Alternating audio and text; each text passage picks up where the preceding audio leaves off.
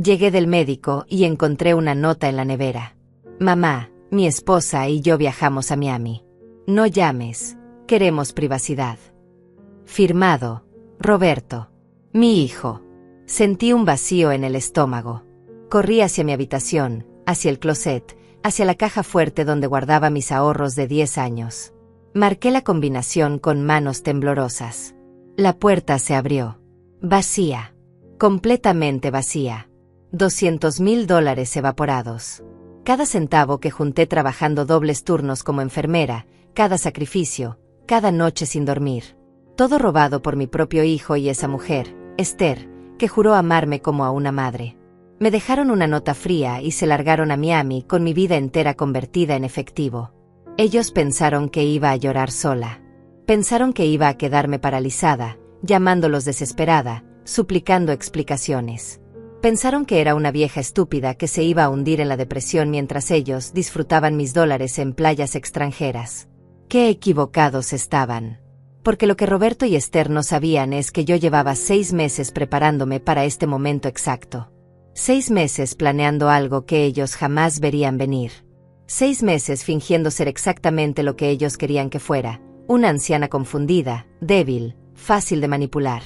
Pero detrás de esa máscara, había una mente lúcida construyendo su caída.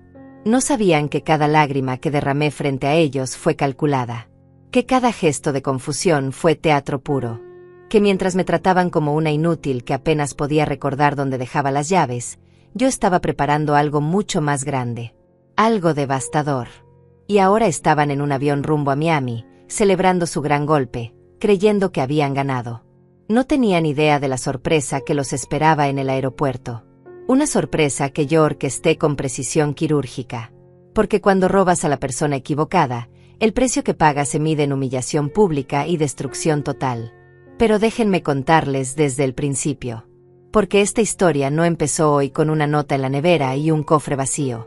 Empezó hace 3 años, cuando enterré a mi esposo y quedé sola con un apartamento pagado, una pensión decente y esos $200,000 en ahorros.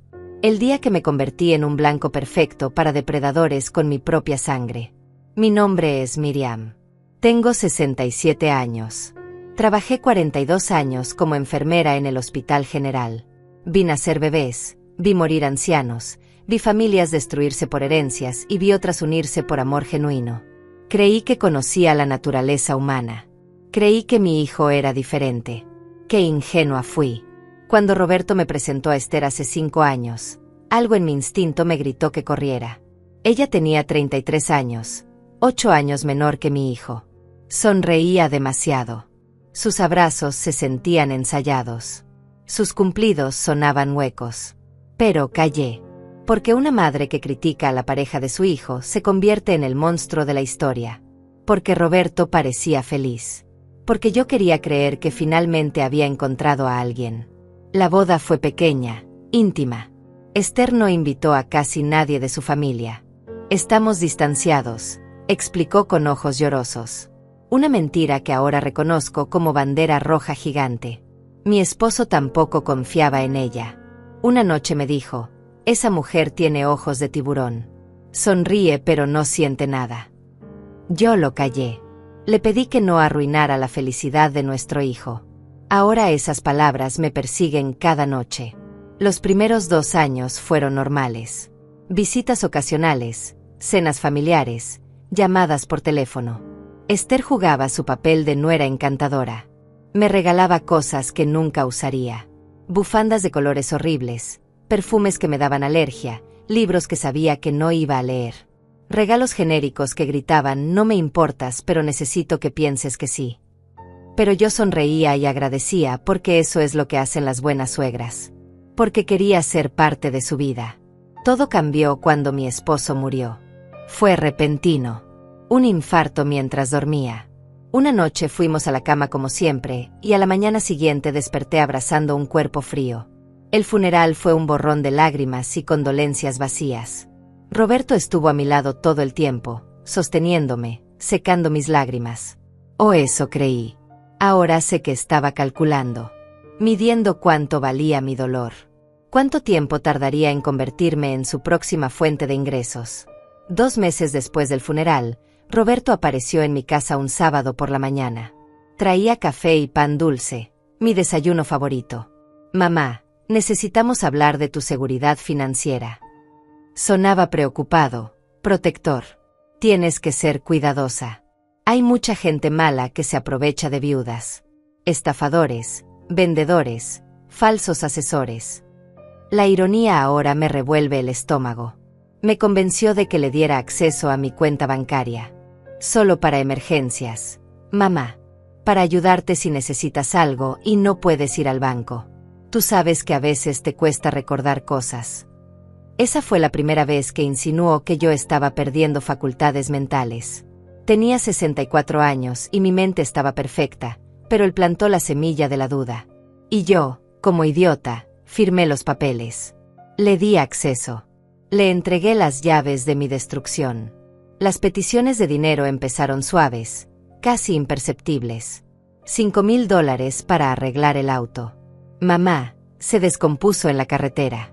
Necesitamos el dinero hoy. Transferí sin preguntar. 3 semanas después, 10,000 para un negocio que Esther quería emprender. Es una oportunidad única. Te lo devolvemos en 6 meses. Nunca vi un centavo de vuelta. Después fueron 15,000 porque tuvieron gastos médicos inesperados. 20,000 para remodelar la cocina. 8,000 para un curso que Roberto necesitaba para su trabajo. Yo daba y daba porque era mi hijo. Porque pensé que estaba invirtiendo en su futuro. Porque cada vez que dudaba, Roberto me abrazaba y susurraba, «Eres la mejor madre del mundo. No sé qué haría sin ti». Ahora esas palabras suenan como cuchillos entrando en mi espalda. Hace 2 años, Esther llegó una tarde a mi apartamento. Venía sola, algo inusual. Se sentó en mi sofá con cara de preocupación y tomó mis manos entre las suyas. Suegrita, Roberto y yo estamos muy preocupados por ti. Vivir sola a tu edad no es seguro. ¿Qué pasa si te caes? ¿Qué pasa si te enfermas y nadie está ahí para ayudarte? Lo planteo como amor genuino, como preocupación familiar, como si realmente les importara mi bienestar. Ven a vivir con nosotros. Tenemos espacio. Podemos cuidarte. Seremos una familia de verdad. Sus ojos se llenaron de lágrimas falsas. Lágrimas que ahora reconozco como la actuación de una depredadora experta. Acepté. Porque estaba sola. Porque extrañaba tener gente alrededor. Porque quería creer que mi hijo me amaba lo suficiente como para querer compartir su hogar conmigo. Vendí algunos muebles, empaqueté mis pertenencias, y llegué a su casa con 2 maletas y la ilusión de que mis últimos años estarían llenos de compañía. El primer mes fue perfecto. Demasiado perfecto. Esther cocinaba mis comidas favoritas, Roberto me llevaba al médico y al mercado, veíamos películas juntos por las noches. Me sentí amada. Me sentí parte de algo. Me sentí como si finalmente hubiera encontrado mi lugar después de la muerte de mi esposo. Y justo cuando bajé todas mis defensas, justo cuando me sentí segura y querida, las máscaras comenzaron a caer. Miriam, ¿puedes lavar esta ropa? Es que llegué muy cansada. Pequeña petición. Razonable. Lo hice sin quejarme. Al día siguiente, Miriam, prepara la cena para las 7. Vamos a llegar con hambre. Después, Miriam, limpia el baño. Quedó asqueroso. Y así, poco a poco, sin que me diera cuenta, dejé de ser la suegra para convertirme en la empleada doméstica no remunerada. Pero eso no era lo peor. Lo peor era cómo me hablaban. Roberto empezó a hablarme como si fuera una niña pequeña. Mamá, ¿te tomaste las pastillas? Con ese tono condescendiente que usan con los pacientes de demencia. Mamá, no salgas sola, puedes perderte. Yo que manejé por esta ciudad durante 40 años. Mamá, mejor ya no manejes. Estás muy mayor. Podrías causar un accidente. Cada día me quitaban un pedazo de autonomía.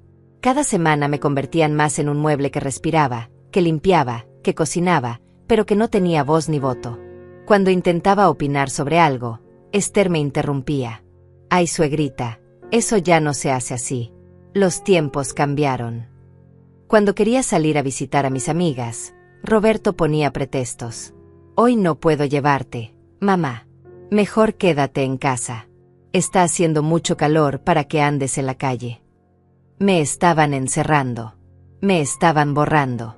Me estaban convirtiendo en una prisionera en una casa que no era mía, con gente que se suponía debía amarme.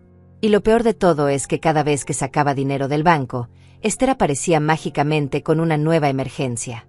Suegrita, se nos descompuso la lavadora. Necesitamos $3,000 urgente. Miriam, el auto necesita llantas nuevas. Son 4,000. Mamá, tenemos que pagar el seguro de la casa. Son 6,000. Siempre urgente. Siempre necesario. Siempre mi responsabilidad porque vivía con ellos, porque me daban techo, porque me alimentaban. Como si no les hubiera dado ya más de $80,000 en 2 años. Como si cocinar, limpiar y lavar su ropa no valiera nada. Como si mi presencia fuera una carga que ellos soportaban por caridad. Pero yo seguía fingiendo que no me daba cuenta. Seguía sonriendo cuando Roberto me besaba la frente. Seguía diciendo gracias, hijos, cuando me dejaban las sobras de su cena.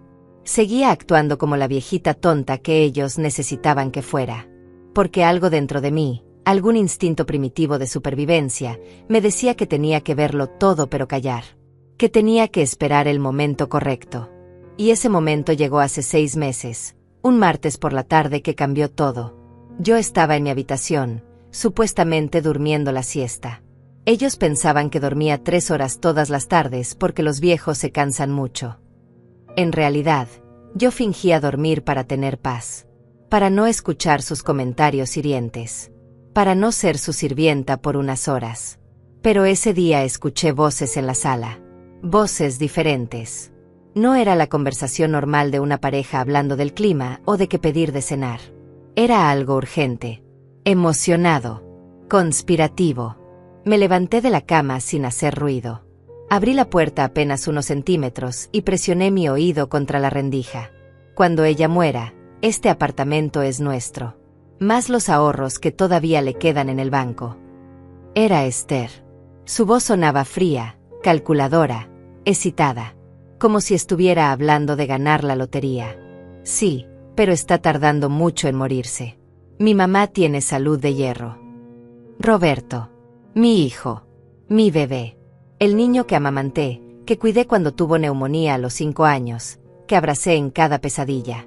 Diciendo esas palabras con la misma naturalidad con la que pides sal en la mesa. Sentí que el piso desaparecía bajo mis pies. Pero no grité. No lloré. No salí corriendo a confrontarlos. Algo en mi cerebro hizo clic. Un interruptor se activó. La enfermera que había visto las peores facetas de la humanidad durante 40 años despertó. Y esa mujer sabía que las emociones te matan. Que la venganza fría es la única venganza efectiva. Me quedé ahí, escuchando. Grabando cada palabra en mi memoria como si fuera una lección de anatomía que debía memorizar para el examen final de mi vida. Podemos acelerar las cosas. La voz de Esther sonaba emocionada, casi infantil. Un asilo la terminaría en meses. He investigado. Los meten ahí, los llenan de medicamentos, y en 6 meses están muertos o tan idos que no reconocen ni su nombre. No sé, me da cosa. Es mi madre. Roberto al menos tenía 1 gramo de culpa. 1 gramo microscópico que desapareció con las siguientes palabras de su esposa. Tu madre es una inversión que ya dio todo lo que podía dar. Ya le sacamos más de $100,000. Pero todavía tiene otros 100,000 en esa cuenta que no toca. Y el apartamento vale fácil 250,000. Estamos hablando de más de $300,000, Roberto. 300,000 que son nuestros en cuanto ella desaparezca. El silencio que siguió fue ensordecedor. Esperé la defensa de mi hijo. Esperé que dijera estás loca, no voy a hacerle eso a mi madre. Esperé algo. Cualquier cosa que me dijera que el niño que crié todavía existía en algún lugar de ese hombre. Tienes razón. Esas fueron sus palabras. Tienes razón. Ya estorba demasiado. Además, con ese dinero podemos irnos a Miami como queremos. Martín está esperando nuestra parte para abrir el restaurante. Esta es nuestra oportunidad de empezar de nuevo. De ser algo más que un par de fracasados mantenidos por mi mamá. Martín. Ese nombre era nuevo. Un tercer actor en esta obra de teatro macabra. Un cómplice que esperaba en Miami mi dinero robado para abrir un negocio. La rabia que sentí en ese momento fue física. Como si mi sangre hirviera dentro de mis venas. Pero respiré. Respiré profundo como les enseñaba a hacer a las madres primerizas en el hospital cuando el dolor era insoportable. El plan es perfecto. Esther otra vez, con esa voz de llena satisfecha. Le sacamos lo que queda en el banco poco a poco. Ella ni cuenta se da. Ya le hemos sacado cantidades grandes antes y nunca dice nada. Después le decimos que necesitamos dinero urgente para una emergencia médica tuya. Sacamos todo. En una semana viajamos a Miami, abrimos el restaurante con Martín, y cuando volvamos la metemos en el asilo más barato que encontremos. ¿Y si pregunta por el dinero? Roberto sonaba preocupado, pero no arrepentido. Preocupado por ser descubierto, no por destruirme. Le decimos que lo perdimos en inversiones. O mejor, que se lo robaron. Que alguien clonó su tarjeta. Ella ya está medio senil. No va a entender. Y aunque entienda, ¿qué va a hacer? ¿Denunciar a su propio hijo? Por favor. Esa mujer nos ha perdonado todo siempre. Es una tonta que vive para complacerme. Una tonta. Después de todo lo que sacrifiqué, después de todos los años que trabajé para darle educación, oportunidades, amor incondicional, su esposa me llamaba tonta y él no la corregía. Él asentía. Él reía. Escuché su risa. La risa de mi hijo ante la idea de robarme, abandonarme y destruirme. Entonces está decidido. Roberto sonaba aliviado, como si acabara de quitarse un peso de encima. En 2 semanas máximo tenemos todo el dinero. Compramos los boletos a Miami. Le decimos que vamos de vacaciones cortas. Cuando volvamos, asilo. Y nosotros finalmente libres de esta carga. Carga. Su madre era una carga. La mujer que lo parió era una carga. Los $200,000 que gané con mi sudor eran el premio por soportar esa carga 67 años de vida. Volví a mi cama. Cerré la puerta sin hacer ruido. Me senté en el borde del colchón y miré mis manos. Estas manos arrugadas que lo cambiaron de pañales cuando era un bebé. Que lo alimentaron con papillas hechas en casa. Que cosieron su ropa cuando no teníamos dinero. Que trabajaron dobles turnos para pagarle la universidad. Que aplaudieron en su graduación. Que limpiaron su casa durante 2 años como si fuera su empleada. Y en ese momento tomé una decisión. No iba a ser la víctima de esta historia. No iba a ser la viejita que llora en un asilo mientras su hijo gasta su dinero en otro país. No iba a darles el placer de verme destruida. Iba a jugar su mismo juego. Pero mejor. Mucho mejor. Porque ellos habían olvidado algo fundamental. Yo trabajé 42 años en un hospital. Vi a familias mentir sobre herencias. Vi a hijos envenenar lentamente a sus padres. Vi a esposas falsificar documentos. Vi fraudes médicos, robos de identidad, estafas a ancianos. Vi todo lo peor de la humanidad. Y aprendí. Aprendí que la venganza no se sirve caliente. Se sirve congelada. Calculada. Perfecta. Y ahí entendí que había algo mucho peor que la traición. Había una oportunidad de convertirme en su peor pesadilla. Esa noche no dormí. Me quedé despierta en la oscuridad de mi habitación, mirando el techo, procesando cada palabra que había escuchado. Mi cerebro funcionaba a velocidad de vértigo. 42 años de experiencia como enfermera me habían enseñado algo valioso. La gente subestima a los viejos.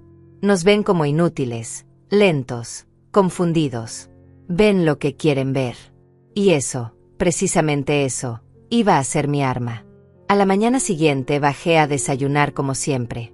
Roberto estaba tomando café, revisando su teléfono. Esther preparaba huevos revueltos. Me miró de reojo cuando entré a la cocina. Buenos días, suegrita. ¿Dormiste bien? Su voz sonaba dulce, pero yo ya había visto el veneno detrás de esa máscara. Sí, hija. Muy bien. Le sonreí. Una sonrisa perfecta de anciana inocente. Desayunamos en silencio. Roberto me preguntó si me había tomado las pastillas para la presión. Le dije que sí, aunque no tenía presión alta. Esa era otra de sus mentiras para hacerme parecer más enferma de lo que estaba. Me despedí con un beso en la mejilla y subí a mi habitación. Ahí empezó mi transformación. Lo primero que hice fue buscar en mi closet una caja vieja donde guardaba documentos de mi época en el hospital. Contactos. Números de teléfono de colegas, médicos, trabajadores sociales, abogados que conocí durante años. Gente que me debía favores. Gente en la que podía confiar. Encontré el número de Víctor, un abogado que había sido paciente mío cuando tuvo un accidente de auto hace 10 años. Le salvé la vida manteniéndolo estable hasta que llegó la ambulancia. Me dijo que si algún día necesitaba algo, lo llamara. Bueno, ese día había llegado. Marqué su número desde mi viejo celular, ese que Roberto creía que yo no sabía usar. ¿Víctor? Soy Miriam, la enfermera del Hospital General. Sí, la que te atendió hace años. Necesito tu ayuda. Es urgente y delicado. Hubo una pausa. Estás en peligro. Su voz sonaba preocupada. No físicamente. Pero están tratando de robarme. Mi propio hijo. Necesito proteger mis activos antes de que sea tarde. Víctor no hizo preguntas innecesarias. Me citó en su oficina 2 días después. Le dije que iría sola, que no podía levantar sospechas. Colgué y respiré. El primer paso estaba dado. Pero necesitaba más. Mucho más. Bajé a la sala. Esther estaba viendo televisión. Me senté a su lado con mi cara más inocente. Hija, estaba pensando. Quiero poner mi apartamento a tu nombre. Bueno, al nombre de Roberto. Para cuando yo muera, que no haya problemas legales. Esther casi se cae del sofá. Sus ojos se iluminaron como los de un tiburón que huele sangre. ¿En serio, suegrita? Ay, no tienes que hacer eso. Nosotros te vamos a cuidar siempre. No, no. Insisto. Ustedes han sido tan buenos conmigo. Es lo menos que puedo hacer. Mentira tras mentira saliendo de mi boca con la misma facilidad con la que ella respiraba. Déjame hablar con Roberto. Él puede ayudarte con los papeles. Esto es muy generoso de tu parte. Esther me abrazó. Un abrazo falso, calculado, victorioso. Yo le devolví el abrazo y sonreí. Pero por dentro estaba tomando notas mentales. Esto confirmaba todo. Ellos ya estaban planeando quedarse con mi propiedad. Mi oferta solo aceleró su codicia. Esa noche, durante la cena, Roberto abordó el tema. Mamá, Esther me contó lo del apartamento. ¿Estás segura? No queremos que sientas presión. Qué buen actor. Qué perfecta actuación de hijo preocupado. Estoy segura, hijo. Quiero que sea tuyo. Tú eres todo lo que tengo. Las palabras me quemaban la garganta, pero las dije con convicción. Roberto asintió. Entonces mañana vamos con un notario. Haremos todo legal y rápido. Perfecto. Ellos pensaban que estaban a punto de ganar. No sabían que yo estaba construyendo evidencia. Cada movimiento que hicieran de ahora en adelante quedaría documentado. Cada mentira, registrada. Cada intento de manipulación, grabado. Al día siguiente fui a la cita con Víctor. Tomé un taxi mientras Roberto trabajaba y Esther salía con sus amigas. La oficina de Víctor estaba en el centro, en un edificio antiguo pero elegante. Él me recibió con un abrazo genuino. Miriam, cuéntame todo. Y le conté. Cada detalle. La conversación que escuché, los planes de robarme, el asilo, Miami, Martín, todo. Víctor escuchó sin interrumpir. Cuando terminé, su rostro estaba serio. Esto es grave. Fraude, abuso financiero de un adulto mayor, posible intento de secuestro si te meten en un asilo contra tu voluntad. Podemos actuar, pero necesitamos pruebas sólidas. Necesitamos más que tu palabra contra la de ellos. Lo sé. Por eso necesito tu ayuda para conseguir esas pruebas. Víctor abrió una libreta. Primero, vamos a proteger tus activos inmediatamente. Vamos a crear un fideicomiso irrevocable. Tu dinero va a estar protegido legalmente. Ellos no pueden tocarlo sin tu autorización explícita frente a un juez. Segundo, Vamos a documentar cada transacción que has hecho con ellos en los últimos 2 años. Transferencias, retiros, todo. Tercero, necesitas grabaciones. Conversaciones donde admitan sus planes. ¿Cómo grabo sin que sospechen? Víctor sonrió. Cámaras ocultas y grabadoras de audio. Las instalamos en lugares estratégicos de la casa. Sala, cocina, su habitación si es posible. Todo legal porque es tu propiedad también mientras vivas ahí. Y vamos a contratar un investigador privado. Alguien que pueda seguirlos, verificar si realmente existe ese tal Martín en Miami, investigar el pasado de tu nuera. Mi corazón latía rápido. Esto era real. Esto estaba pasando. ¿Cuánto tiempo necesitamos? Víctor pensó un momento. 3 a 6 meses. Necesitamos evidencia sólida. Que ellos mismos se entierren con sus propias palabras y acciones. Mientras tanto, tú sigues actuando normal. De hecho, actúa más vulnerable, más confundida. Haz que crean que estás perdiendo la cabeza. Eso los hará más descuidados. Salí de esa oficina con un plan. Con esperanza. Con algo que no había sentido en 2 años. Poder. Víctor me dio el contacto de Adrián, un investigador privado discreto y efectivo. Lo llamé esa misma tarde desde un teléfono público. Nos reunimos al día siguiente en un café lejos de mi vecindario. Adrián era un hombre de unos 50 años, serio, profesional. Le conté la situación. Él tomó notas y me hizo preguntas específicas.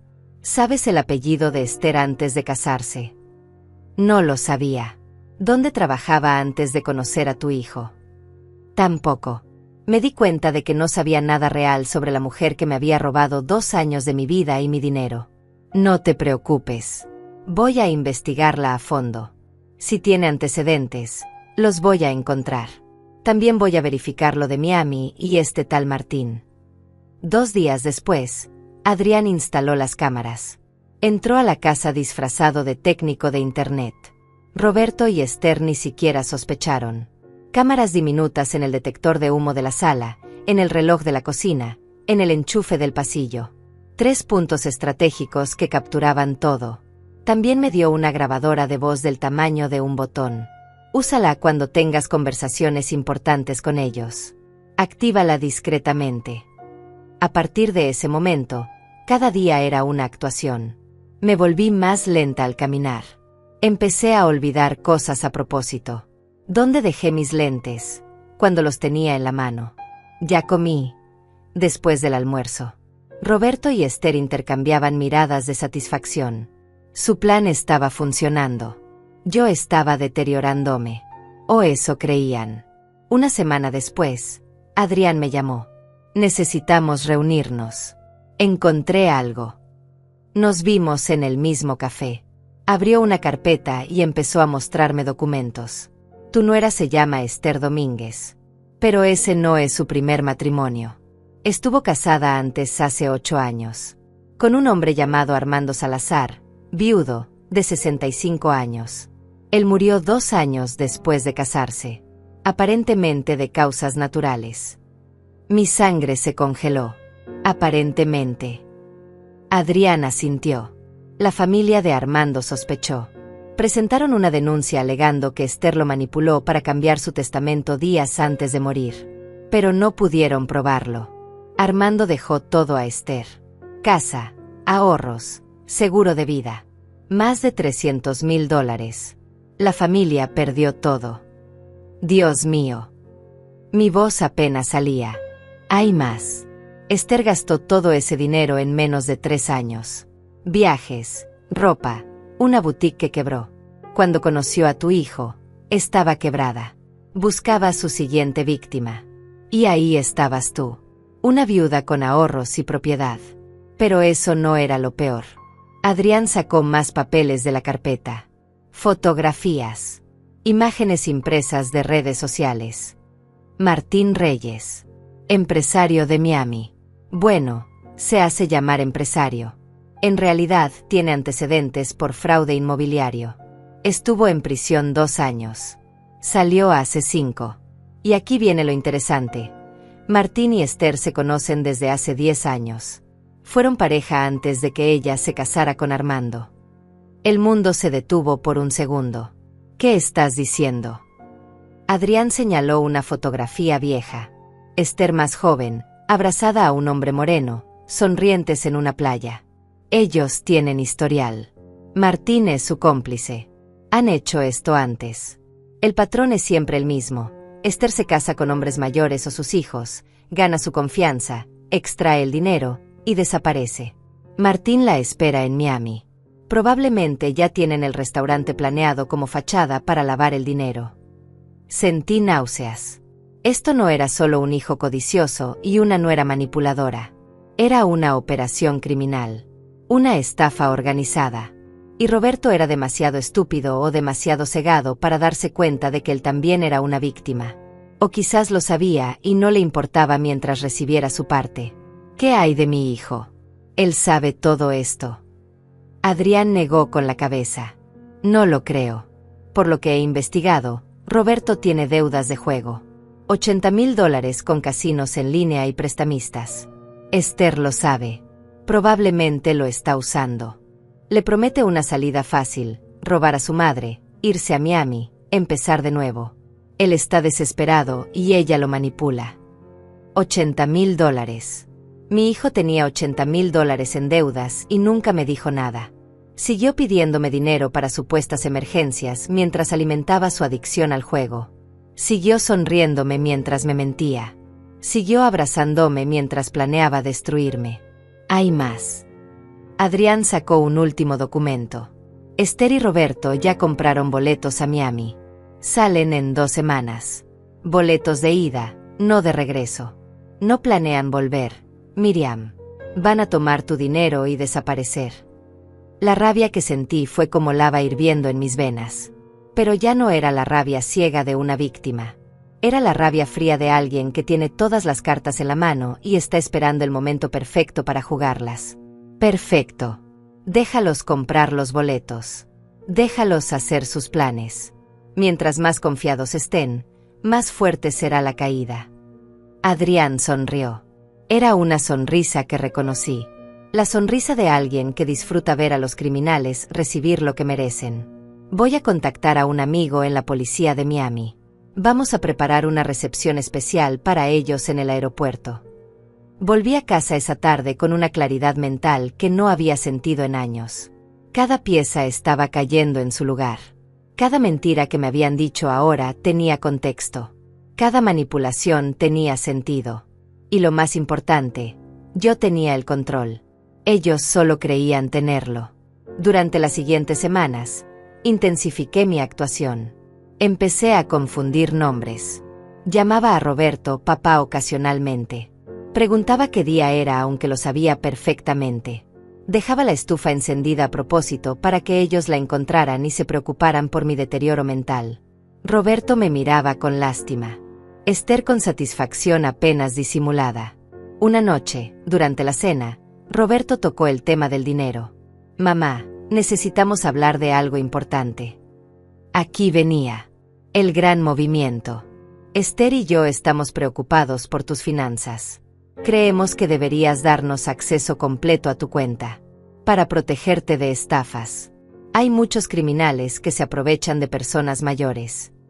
La ironía era tan grotesca que casi me río. Pero mantuve mi cara de anciana confundida. ¿Ustedes creen? No sé, hijo. Es mi dinero. Lo sabemos, mamá. Pero tú misma dijiste que a veces olvidas cosas. ¿Qué pasa si alguien te engaña? ¿Qué pasa si pierdes todo? Nosotros solo queremos cuidarte. Esther añadió su veneno dulce. Suegrita, es por tu bien. Además, algún día ese dinero va a ser de Roberto de todas formas. ¿Por qué no facilitar las cosas ahora?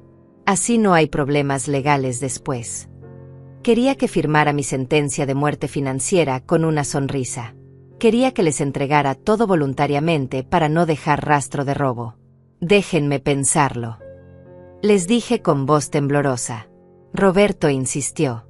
No hay mucho que pensar, mamá. Es sentido común.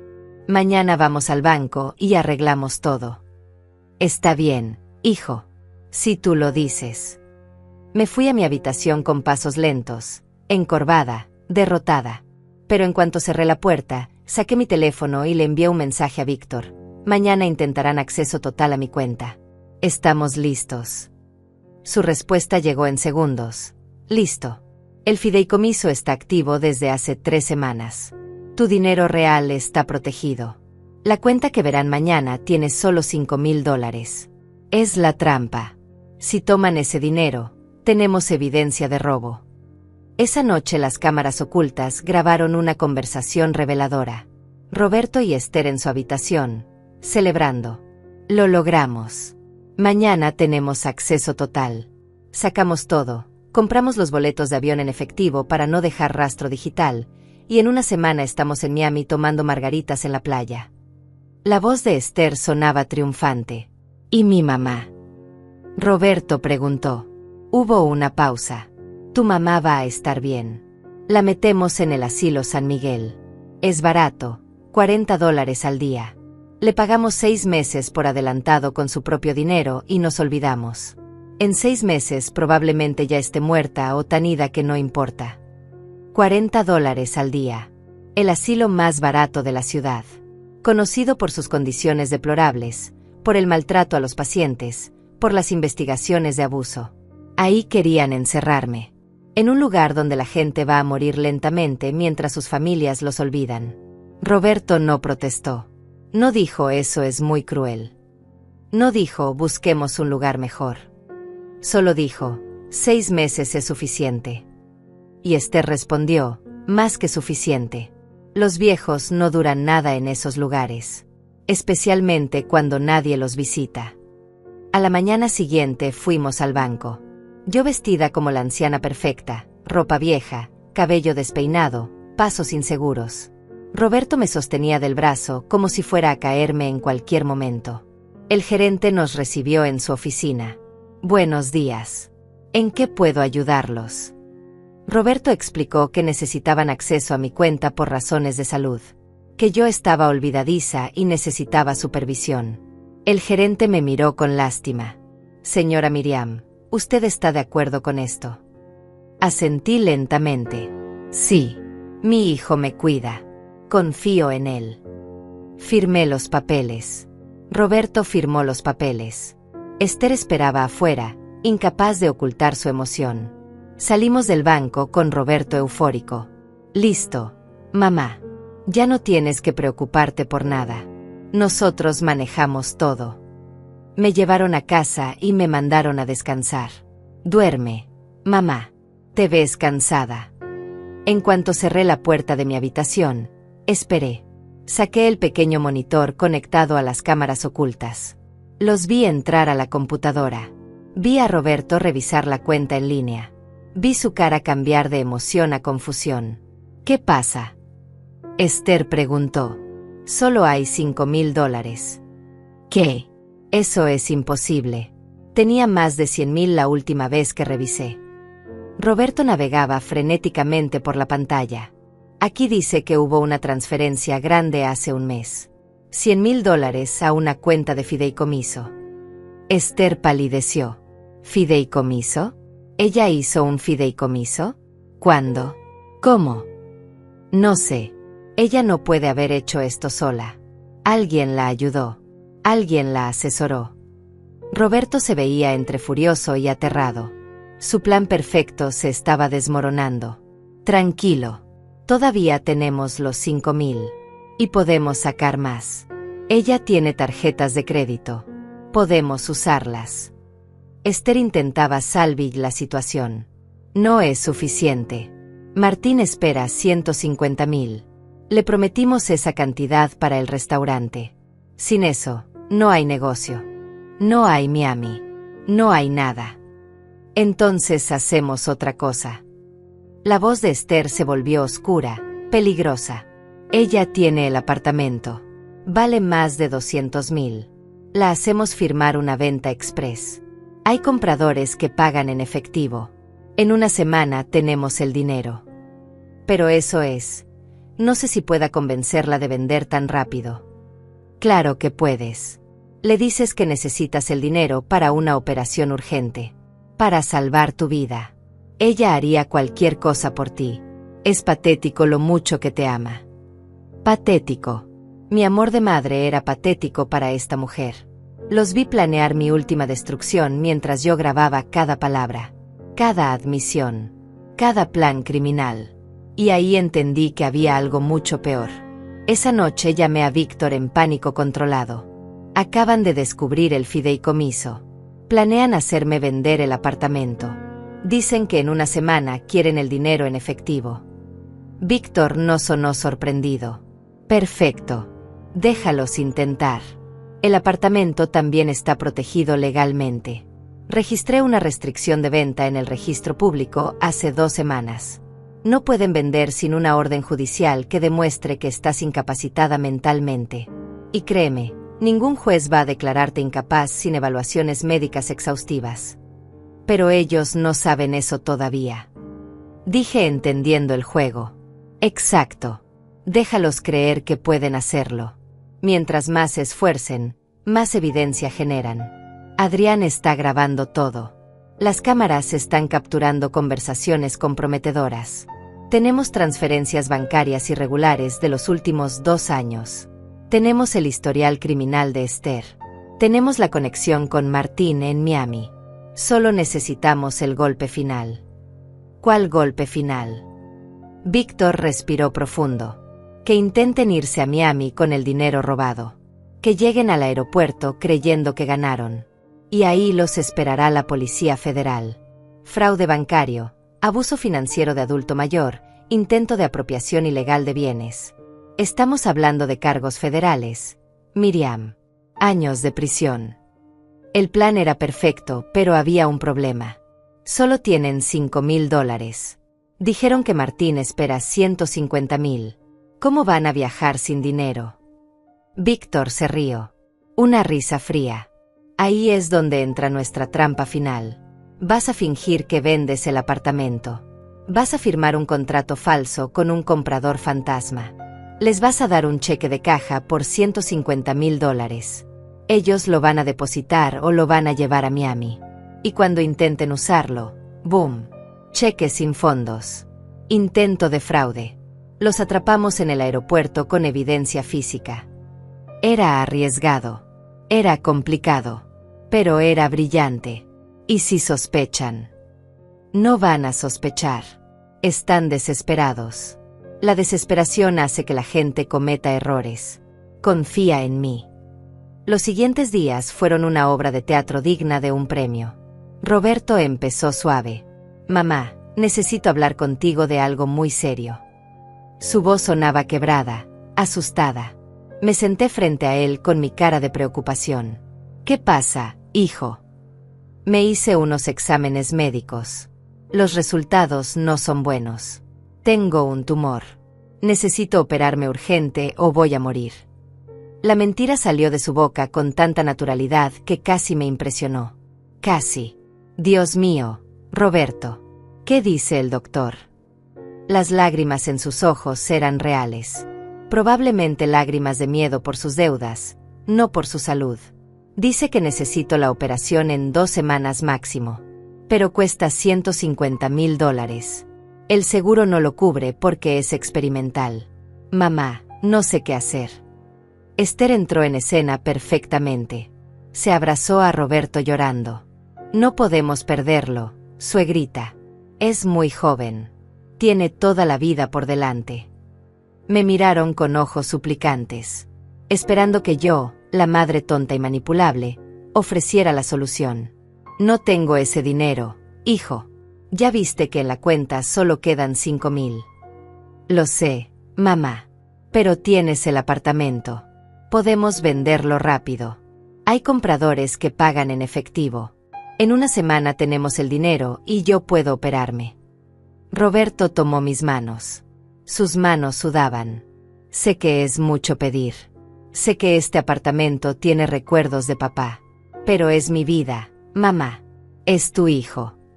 La manipulación era tan obvia, tan grotesca, que sentí asco. Pero actué perfectamente.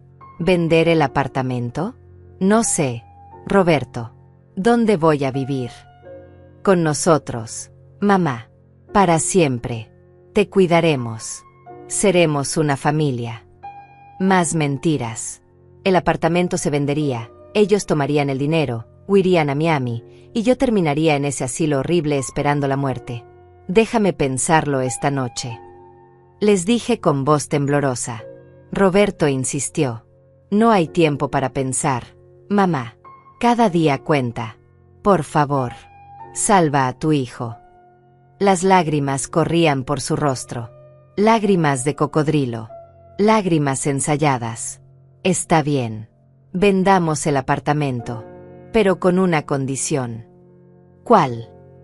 Roberto se veía ansioso, desesperado. Que después de tu operación, nos vayamos de viaje los tres. A algún lugar bonito. Para celebrar tu recuperación. Esther y Roberto intercambiaron miradas. Claro, mamá. A donde tú quieras. Te lo prometo. Otra mentira. Pero esta vez, yo tenía el control. Al día siguiente, Víctor apareció disfrazado de agente inmobiliario. Tocó la puerta con portafolio en mano. Buenos días. Busco a la señora Miriam. Tengo un cliente interesado en este apartamento. Roberto lo dejó pasar inmediatamente. Le expliqué que necesitaba vender urgente por razones médicas. Víctor actuó perfectamente. Tengo un comprador que puede pagar en efectivo. $160,000. Cerramos en 3 días. Los ojos de Roberto brillaron.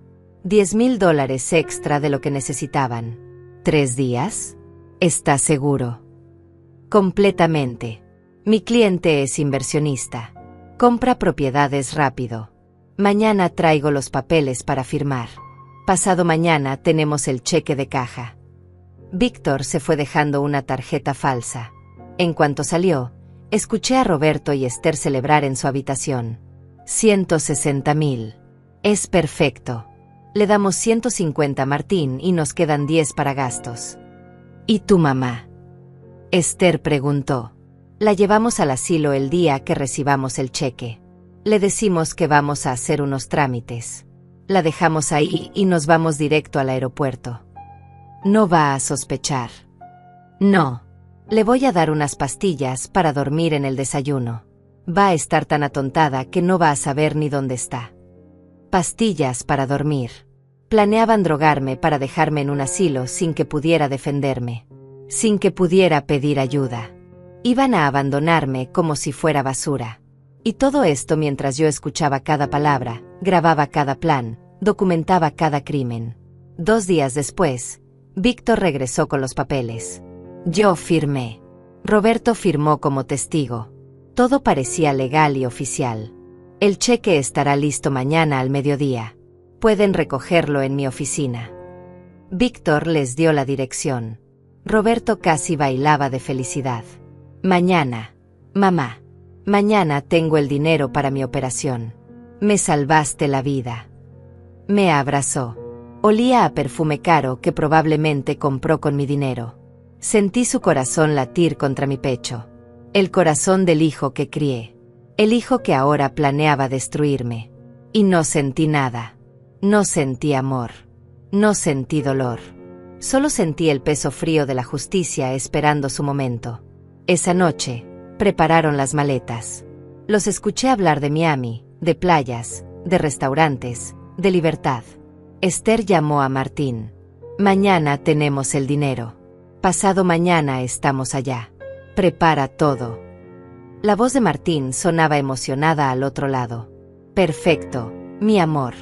Los espero. Vamos a ser ricos. Mi amor.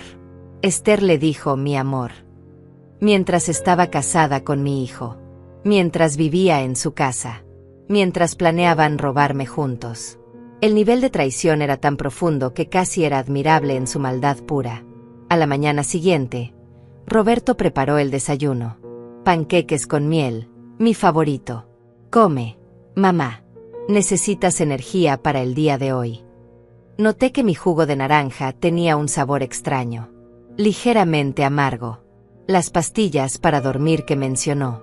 Fingí beberlo todo. Fingí sentirme mareada media hora después. Me siento rara, hijo. Es el estrés, mamá.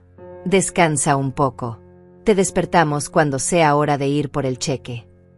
Me llevaron a mi habitación. Me acosté. Cerré los ojos. Los escuché salir y cerrar la puerta. En cuanto sus pasos se alejaron, me levanté. Saqué el teléfono y llamé a Adrián. Ya intentaron drogarme. Van por el cheque en 2 horas. Todo listo. Todo listo. Víctor les dará el cheque. Comprarán los boletos de avión para mañana. Y mañana en el aeropuerto de Miami, la Policía Federal los estará esperando. Tengo agentes coordinados tanto aquí como allá. 2 horas después, escuché que regresaron. Entraron a mi habitación. Mamá, despierta. Tenemos el cheque. Mira. Roberto me mostró el cheque de caja. $160,000. Falsos. Pero él no lo sabía. Vamos al banco a depositarlo ahora. Y mañana temprano viajo a Houston para la operación. Otra mentira. No iba a Houston. Iba a Miami. ¿Puedo ir contigo? Pregunté con voz débil.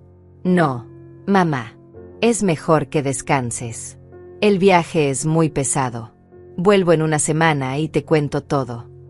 Roberto me besó la frente. Por última vez. Aunque él no lo sabía todavía. Cuídate, hijo. Tú también, mamá. Te quiero. Las palabras más vacías que jamás escuché. Los vi irse con el cheque. Los vi depositar en el banco. El cajero procesó el depósito sin problemas. El banco no sabía que el cheque era falso todavía.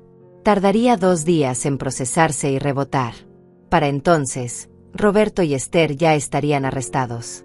Pero eso no era lo peor. Esa noche los escuché hacer las maletas finales.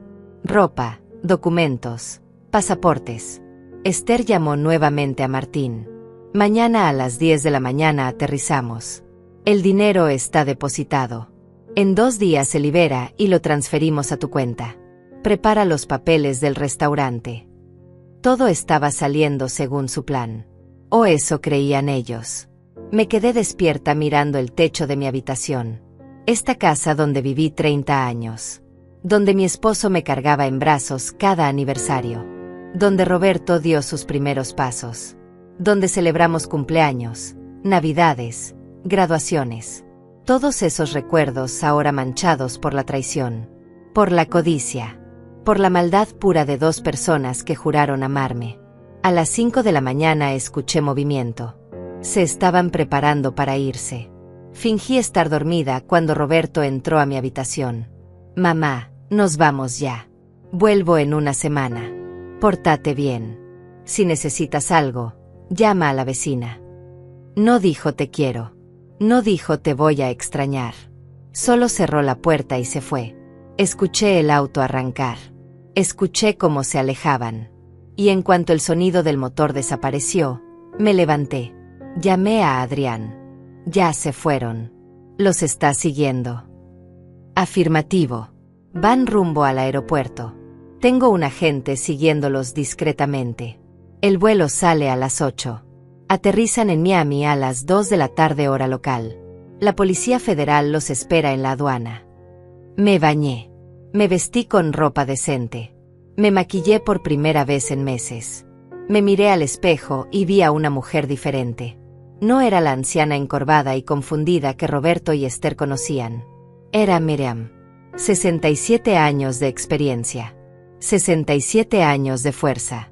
67 años de haber sobrevivido a un mundo que constantemente subestimaba a las mujeres mayores. Víctor llegó a las 7. ¿Lista?, me preguntó. ¿Lista? Subimos a su auto. Vamos a mi oficina. Desde ahí podemos monitorear todo en tiempo real. Tengo contacto directo con los agentes en Miami. El viaje fue silencioso. Yo procesaba todo. Meses de planificación. Meses de fingir. Meses de dolor silencioso. Todo culminando en las próximas horas. En la oficina de Víctor había una computadora con varias ventanas abiertas. Cámaras de seguridad del aeropuerto. Rastreo del vuelo en tiempo real. Comunicación con la Policía Federal. Adrián ya estaba ahí. El vuelo despegó hace 20 minutos. Todo normal. Roberto y Esther están en sus asientos. Primera clase. Pagaron con tu dinero, por supuesto. Primera clase. Gastando hasta el último centavo en lujos, mientras planeaban abandonarme en un asilo de $40 al día. La ironía era brutal. Ahora solo queda esperar. Víctor sirvió café. Nos sentamos los tres frente a la computadora, viendo el pequeño avión moverse en el mapa, acercándose a Miami, acercándose a su destrucción. 2 horas después, Adrián recibió una llamada. Puso el altavoz. Agente Morrison, Policía Federal de Miami. El vuelo está por aterrizar. Tenemos 4 agentes posicionados en la aduana. 2 más en las salidas. Órdenes de arresto listas. En cuanto pongan un pie en suelo estadounidense, son nuestros. Perfecto. Manténganos informados. Adrián colgó y me miró. ¿Estás bien? No sé si estaba bien. Estaba a punto de ver a mi hijo arrestado. A mi único hijo. El niño que parí con dolor. El niño que cuidé cuando estaba enfermo. El niño que me llamaba su heroína. Ahora convertido en criminal. Pero él eligió este camino. Él eligió la codicia sobre el amor. Él eligió destruirme. Yo solo estaba asegurándome de que pagara las consecuencias. Estoy bien. Mentí. O quizás no mentí. Quizás realmente estaba bien. Quizás esto era lo que se sentía la justicia. Fría. Necesaria. Dolorosa pero correcta. El avión aterrizó a las 2:05 de la tarde. Vimos en las cámaras de seguridad cómo los pasajeros empezaban a bajar. Roberto y Esther salieron entre los primeros. Él cargaba una maleta grande. Ella traía un bolso de mano. Se veían relajados, felices, sonrientes, creyendo que habían ganado, creyendo que habían escapado. Caminaron hacia la aduana. El oficial revisó sus pasaportes. Los escaneó en el sistema. Y ahí todo cambió. El oficial hizo una señal. 4 agentes uniformados se acercaron rápidamente. Roberto Mendoza y Esther Domínguez de Mendoza están bajo arresto. Tienen derecho a permanecer en silencio. La cara de Roberto cambió de felicidad a terror en un segundo. ¿Qué? ¿De qué están hablando? Tiene que ser un error. Esther intentó correr. Uno de los agentes la detuvo en 3 pasos. La esposaron. Le revisaron el bolso. Dentro encontraron el cheque falso, pasaportes y documentos de transferencia bancaria. Toda la evidencia que necesitaban. Están arrestados por fraude bancario, abuso financiero de adulto mayor y conspiración para cometer robo agravado. Todo lo que digan puede ser usado en su contra. Las esposas hicieron clic en las muñecas de mi hijo. Las mismas manos que yo sostuve cuando aprendía a caminar. Ahora esposadas. Ahora propiedad del sistema judicial. Otros pasajeros se detuvieron. Sacaron teléfonos. Grabaron. La escena era pública. Humillante. Perfecta. Roberto gritaba. Es un error. Llamen a mi madre. Ella les va a explicar. Qué irónico. Llamar a la víctima para que lo salvara. Llamar a la mujer que planeó drogar y abandonar. Llamar a la madre que creía demasiado tonta para defenderse. Esther no gritaba. Esther lloraba. Lágrimas reales esta vez. Lágrimas de terror. De saber que todo había terminado. De entender que alguien los había superado en su propio juego. Los agentes los llevaron a una sala de interrogación. Las cámaras seguían transmitiendo. Agente Morrison aquí. Los tenemos. Están en proceso de interrogación. La víctima quiere hacer una declaración por video. Adrián me miró. ¿Quieres hablar con ellos? Víctor negó con la cabeza. No tienes que hacerlo si no quieres. Pero yo quería. Necesitaba. Después de 6 meses de callar, de fingir, de ser invisible, necesitaba que me vieran. Que supieran. Que entendieran. Sí. Quiero hablar con ellos. Adrián configuró la videollamada. En segundos, estaba conectada con la sala de interrogación en Miami. Roberto y Esther sentados en sillas metálicas. Esposados. rodeados de agentes. Y en la pantalla frente a ellos, aparecí yo. Roberto casi se cae de la silla. «Mamá, ¿qué está pasando? Diles que esto es un error. Diles que el dinero es para mi operación». Su voz era desesperada, patética. «No hay operación, Roberto. Nunca hubo operación. Solo hubo mentiras. Solo hubo robo. Solo hubo un plan para destruirme y abandonarme». La confusión en su rostro era genuina. «¿De qué hablas? Mamá, estás confundida. Alguien te llenó la cabeza de ideas locas». «No estoy confundida. Nunca estuve confundida. Estuve fingiendo. Durante 6 meses fingí ser la anciana senil que ustedes querían que fuera. Mientras ustedes planeaban robarme, yo planificaba esto». Esther palideció. Entendió primero. Entendió que habían sido superados. Nos tendiste una trampa». Su voz temblaba. «Les di exactamente lo que esperaban. Una víctima fácil. Una tonta manipulable. Pero olvidaron algo importante. Trabajé 42 años viendo lo peor de la humanidad. Aprendí a reconocer a los depredadores. Y aprendí a protegerme. Mamá, por favor. Yo soy tu hijo. No puedes hacerme esto». Roberto lloraba ahora. Lágrimas reales. Pero no de arrepentimiento. De miedo. De saber que su vida acababa de colapsar. «Tú dejaste de ser mi hijo el día que planeaste drogarme y dejarme en un asilo para robar mi dinero. El día que celebraste la idea de que yo muriera rápido. El día que me llamaste carga. Te lo puedo explicar. Estaba desesperado. Tengo deudas. Esther me presionó. No fue mi idea». Ahora culpaba a Esther. El cobarde mostraba su verdadero rostro. Esther lo miró con odio puro. «¿Me vas a culpar a mí? Tú querías el dinero tanto como yo. Tú fuiste quien sugirió drogarla». «Mentira. Tú planeaste todo. Tú conocías a Martín desde antes. Esto fue tu idea desde el principio». Se estaban destrozando mutuamente. Exactamente como criminales cobardes hacen cuando los atrapan. Sin honor. Sin lealtad. Solo supervivencia desesperada. Uno de los agentes intervino. «Señora Miriam, tenemos toda la evidencia que necesitamos. Grabaciones, documentos, testimonios. Van a ir a prisión por mucho tiempo. ¿Hay algo más que quiera decir?» Miré a Roberto. A ese hombre que alguna vez fue mi bebé. Y sentí, nada. El amor se había evaporado. Reemplazado por algo más frío. Más definitivo. Solo una cosa. Pensaron que era una vieja tonta. Pensaron que podían robarme mi vida y salirse con la suya. Pero olvidaron que las madres sabemos. Siempre sabemos. Y cuando nos traicionan, cuando nos convierten en enemigas, somos las oponentes más peligrosas que pueden tener. Porque conocemos cada debilidad, cada miedo. Y no tenemos nada que perder. Corté la llamada. La pantalla se puso negra. Y ahí entendí que había algo mucho peor. Los días siguientes fueron un torbellino de procedimientos legales.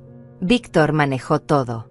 Roberto y Esther fueron procesados en Miami, pero extraditados de vuelta a nuestra ciudad para enfrentar los cargos locales.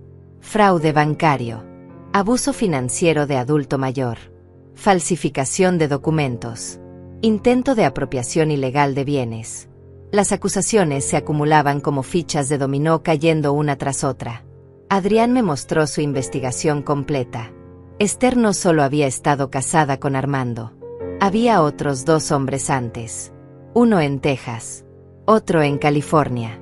Ambos mayores. Ambos viudos. Ambos terminaron en asilos o muertos mientras ella desaparecía con su dinero. La policía de ambos estados ahora tenía casos abiertos contra ella. Era una depredadora profesional. Una experta en explotar ancianos vulnerables. Y Roberto. Mi hijo. Mi único hijo. Las investigaciones revelaron que sus deudas de juego eran peores de lo que pensaba. No eran 80,000. Eran $120,000. Había vaciado cuentas de ahorro. Había usado tarjetas de crédito a mi nombre. Había falsificado mi firma en préstamos. Durante 2 años me había estado robando sistemáticamente y yo no me había dado cuenta porque confiaba en él ciegamente. Miriam, necesito que vengas a declarar. Víctor me llamó una semana después del arresto. El fiscal quiere tu testimonio para asegurar condenas largas. Con tu declaración, Roberto podría recibir entre 4 y 7 años. Esther, entre 8 y 12, considerando sus antecedentes. 4 a 7 años.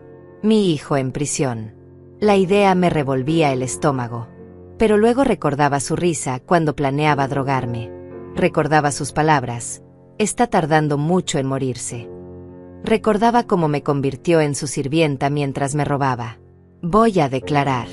Voy a decir cada detalle. Cada mentira. Cada manipulación. Quiero que paguen por todo.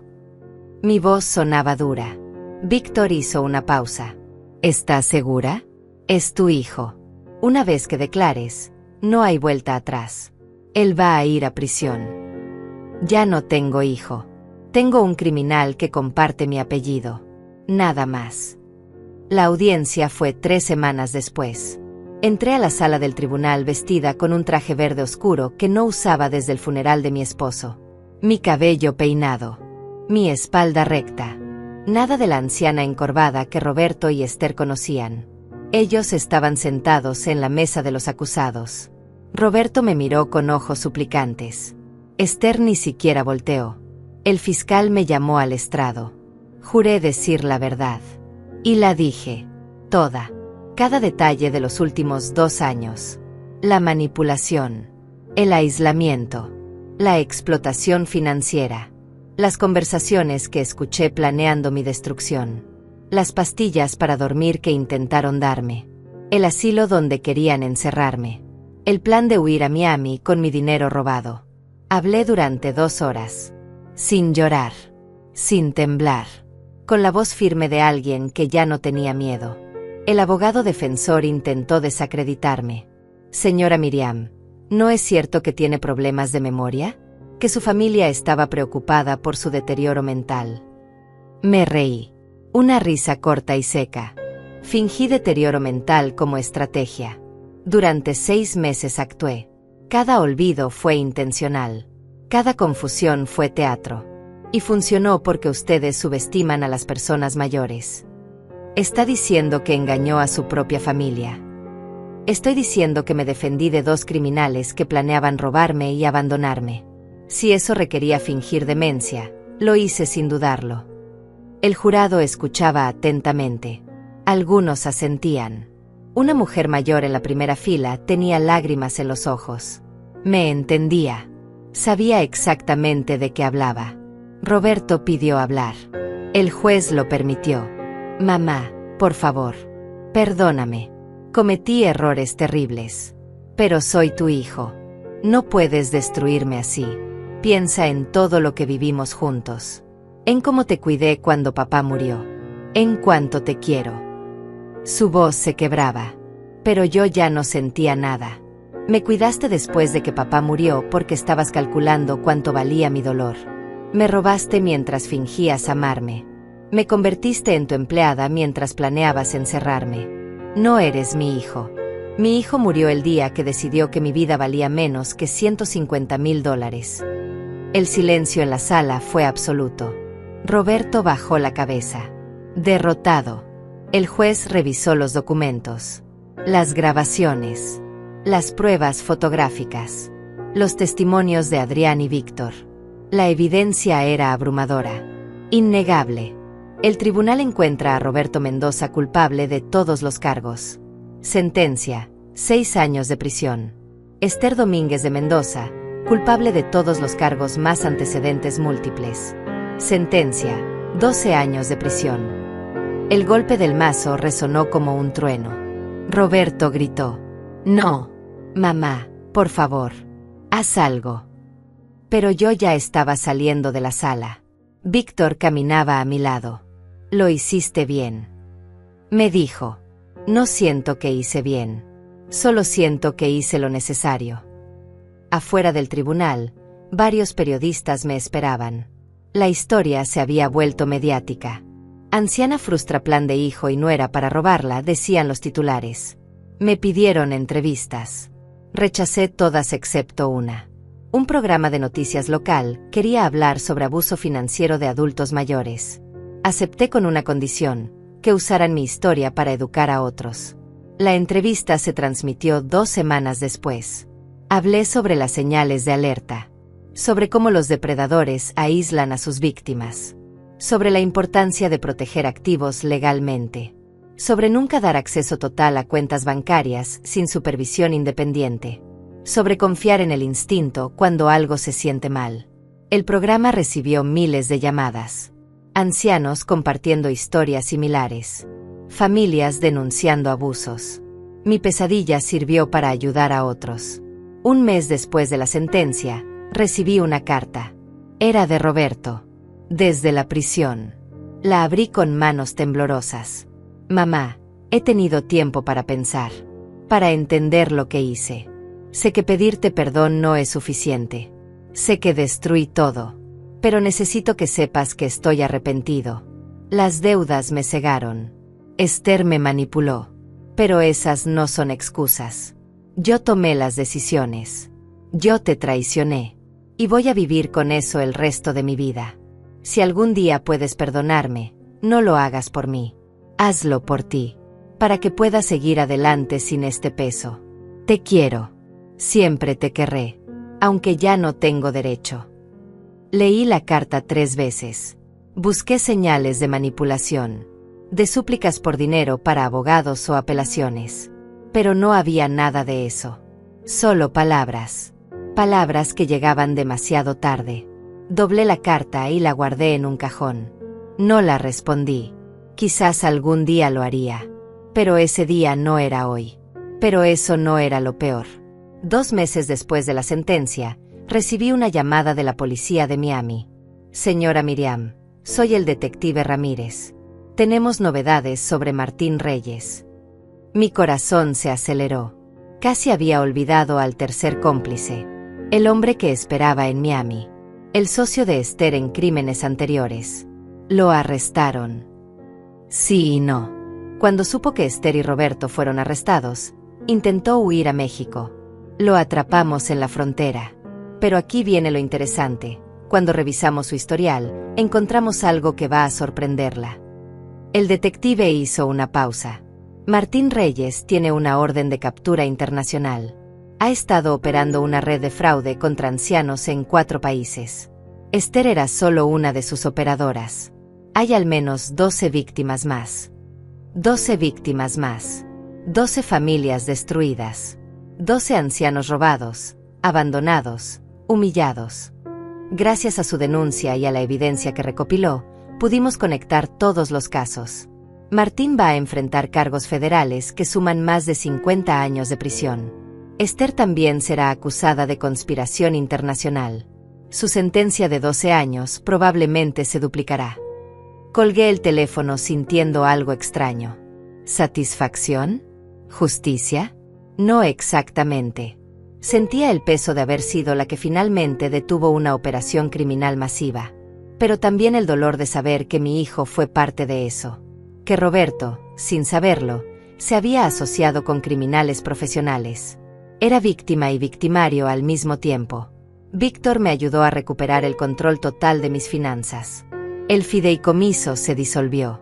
Mi dinero regresó a cuentas normales, pero esta vez con protecciones legales que impedían acceso de terceros. También recuperé los $5,000 que Roberto depositó del cheque falso. El banco los congeló como evidencia y después me los devolvió. Vendí el apartamento.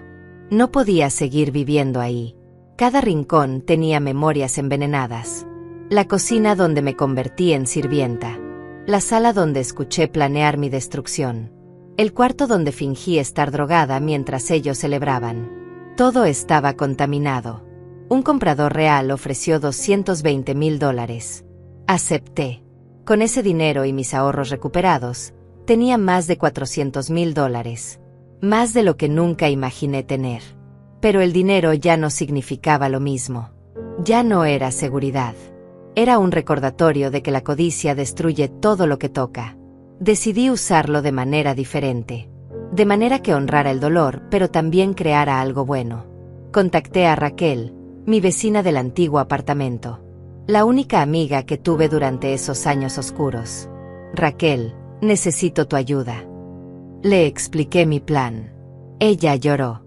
Miriam, eso es hermoso. Cuenta conmigo para lo que necesites. Compré una casa pequeña en una ciudad costera a 3 horas de distancia. Un lugar tranquilo donde nadie conocía mi historia. Donde podía empezar de nuevo sin las miradas de lástima o los comentarios de los vecinos. La casa tenía 2 habitaciones, un jardín pequeño y una vista al mar desde la ventana de la cocina. Era perfecta. Pero no me mudé sola. Usé parte del dinero para crear un refugio temporal. Un lugar donde adultos mayores víctimas de abuso financiero o familiar pudieran quedarse mientras resolvían su situación legal. Contraté a un abogado de tiempo completo, a un trabajador social, a un contador. Mi casa se convirtió en un centro de recursos, en un lugar seguro. La primera persona que llegó fue Estela. Tenía 72 años. Su hija y su yerno la habían despojado de su pensión durante 5 años. La tenían viviendo en un cuarto sin calefacción mientras ellos renovaban su casa con su dinero. Estela llegó con una maleta rota y miedo en los ojos. No sé si pueda pagar por quedarme aquí.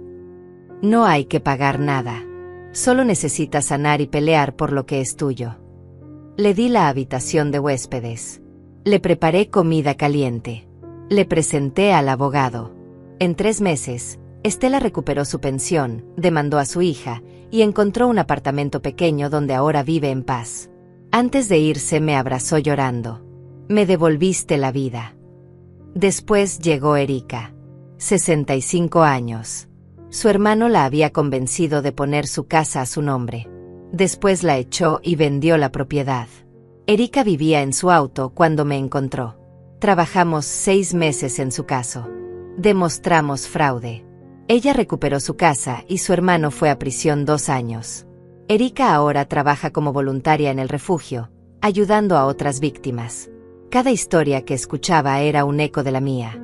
Familias destruidas por codicia. Ancianos tratados como recursos desechables. Amor convertido en transacción. Y cada persona que ayudaba me sanaba un poco. Me recordaba que mi dolor tenía propósito. Que podía convertir veneno en medicina. 6 meses después de mudarme, recibí otra carta de Roberto. Esta vez no hablaba de arrepentimiento. Hablaba de necesidad. Mamá, la prisión es horrible. No tengo dinero para la tienda. No puedo comprar cosas básicas. Por favor, mándame aunque sea $100 al mes. Solo para sobrevivir. Ahí estaba. La verdadera razón de su carta anterior. No era arrepentimiento. Era preparación. Ablandarme con palabras bonitas para después pedir dinero. El mismo patrón de siempre. Manipulación disfrazada de amor. Rompí la carta. No respondí. No mandé dinero. Roberto necesitaba enfrentar las consecuencias completas de sus acciones. Sin salvavidas. Sin rescates. Un día, mientras trabajaba en el jardín, vi un auto detenerse frente a mi casa. Una mujer bajó. Pelo gris, rostro cansado, ojos tristes. Tocó el timbre. Señora Miriam. Asentí. Soy Clara, la hermana de Armando Salazar. El nombre me golpeó como un puño. Armando. El primer esposo de Esther. El hombre que murió dejándole todo. ¿Cómo me encontró? Clara sacó un periódico viejo. El artículo sobre mi caso. Leí su historia. Vi el nombre de Esther Domínguez. Investigué.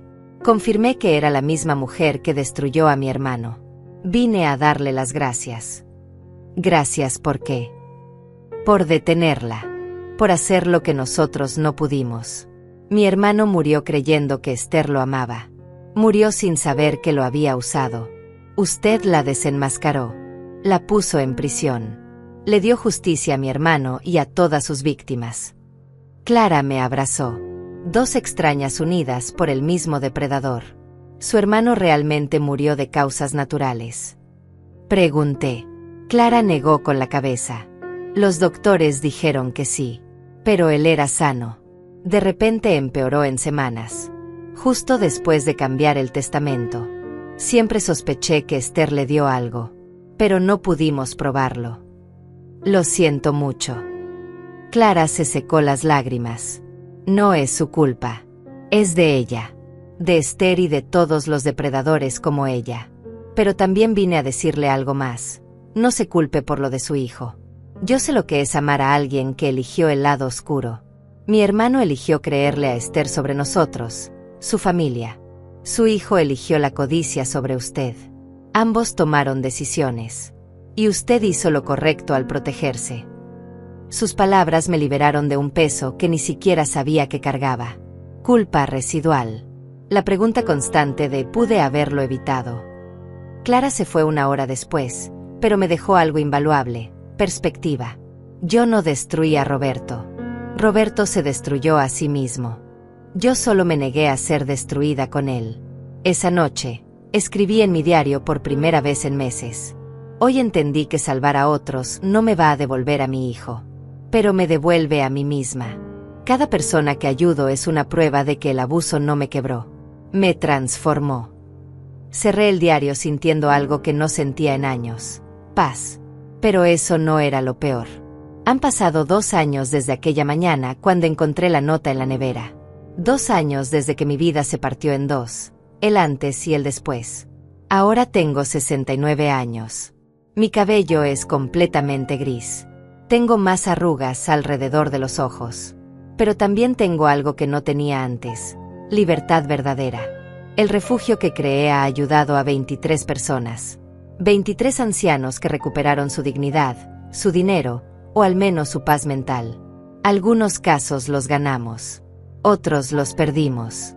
Pero en todos, las víctimas supieron que no estaban solas. Que alguien creía en ellas.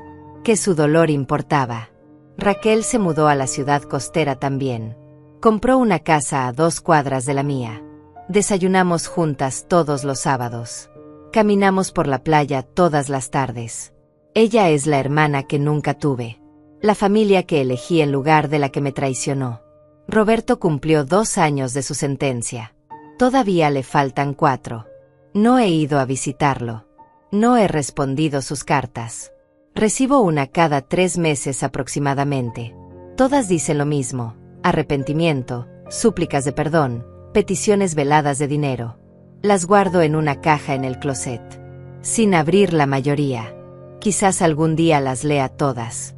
Quizás algún día pueda perdonar. Pero ese día todavía no llega. Esther enfrenta ahora 20 años de prisión después de que los cargos internacionales se sumaran. Martín recibió 42 años. A su edad, es una sentencia de por vida. La red de fraude que operaban fue desmantelada. 14 víctimas en total recuperaron parte de su dinero. 5 familias presentaron demandas civiles. El imperio de mentiras se desmoronó completamente. Hace 6 meses recibí una llamada inesperada. ¿Señora Miriam? Soy Daniel, el hijo de Armando Salazar. Otro fantasma del pasado de Esther. Clara me dio su número. Quería agradecerle personalmente. Y también preguntarle algo. Mi corazón se aceleró. ¿Qué necesita? Estamos preparando una demanda civil contra Esther. Para recuperar el dinero que le robó a mi padre. Necesitamos que testifique sobre su patrón de comportamiento. Su caso es el más documentado. Con su testimonio, podemos probar que ella es una estafadora profesional. Acepté sin dudarlo. 2 semanas después estaba en una corte diferente, contando mi historia nuevamente. Esta vez para ayudar a otra familia a obtener justicia. La familia Salazar ganó. Recuperaron $180,000 de cuentas ocultas que Esther tenía. Daniel me invitó a cenar después del veredicto. Mi padre estaría agradecido. Usted hizo lo que nosotros no pudimos, detenerla permanentemente. Brindamos por Armando. Por todas las víctimas. Por la justicia tardía pero finalmente llegada. En las tardes, cuando el sol se pone sobre el mar, me siento en el jardín con una taza de té. Pienso en la mujer que era hace 2 años. Esa mujer asustada, manipulada, invisible. Esa mujer que permitió ser tratada como sirvienta en su propia familia. Esa mujer ya no existe. Fue reemplazada por alguien más fuerte, más sabia, más cuidadosa, pero también más valiente. ¿Extraño a Roberto?